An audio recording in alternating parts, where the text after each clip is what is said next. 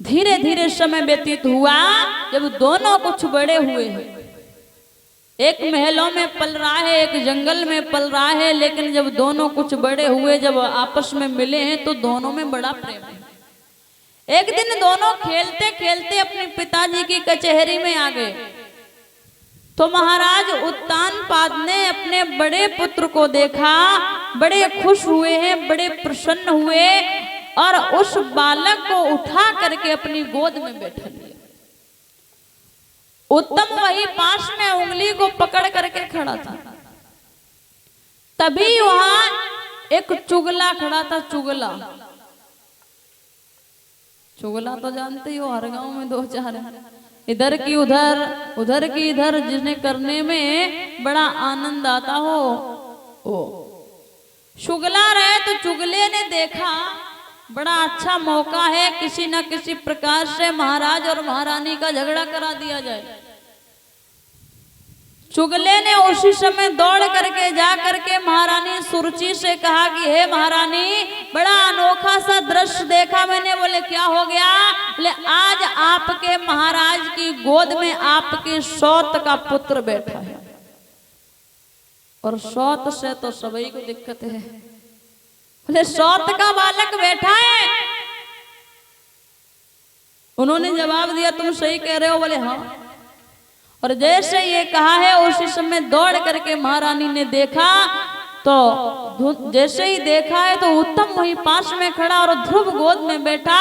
उसी समय महारानी ने ध्रुव की कलाई को पकड़ा, एक चाटा दिया गाल पे और एक बात कही, मूर्ख, अगर पूर्व जन्म में तूने थोड़ा भजन किया होता तो इस उत्तम के बदले मेरे गर्भ से जन्म लिया।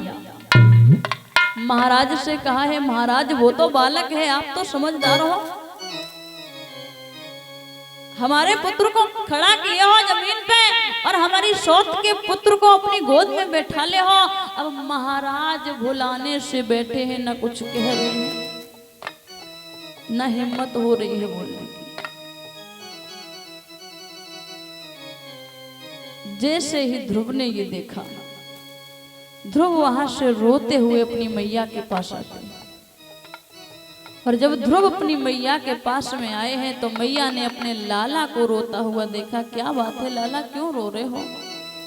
ध्रुव ने जवाब दिया माँ कोई बात नहीं है, कोई कारण नहीं है, बताओ तो सही क्या हुआ, किसी ने कुछ कहा?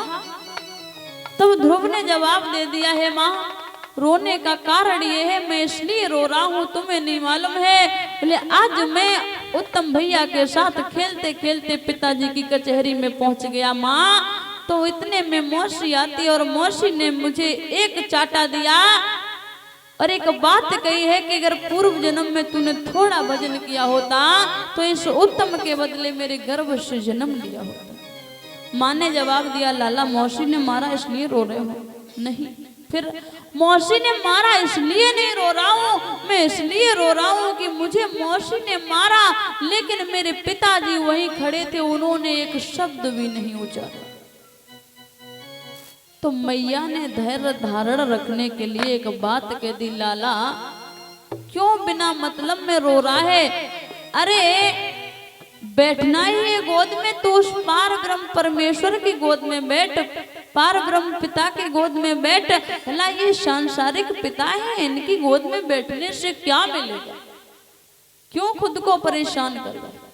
और जैसे ये कहा है, अब ध्रुव ने एक बात की, मैया मैं अब अपने उस पार ब्रह्म परमेश्वर की गोद में बैठने के बाद, उस परम पिता की गोद में बैठने के बाद ही वापस लौट के आऊंगा।